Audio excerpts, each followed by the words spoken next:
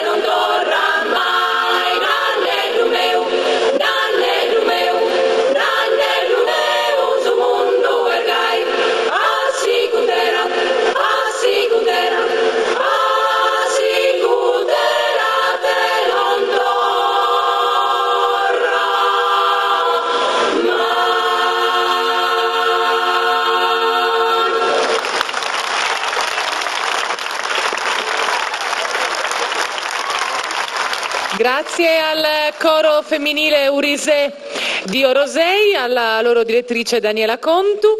Noi ci lasciamo per pochissimo, ci ritroviamo qui da Nuoro per il ballo degli Amici del Folklore per un ultimo saluto.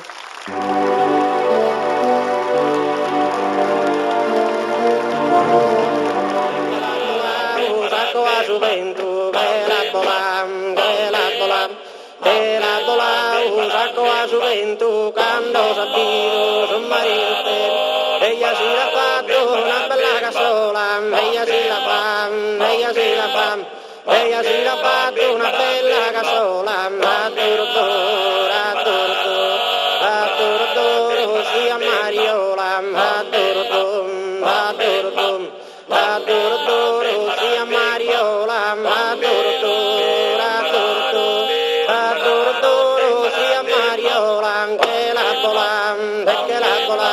perché la bola un sacco a gioventù quando s'abito sul marito ella si la fatto una bella cassola ella si la fa ella si la fa ella si la fatto una bella cassola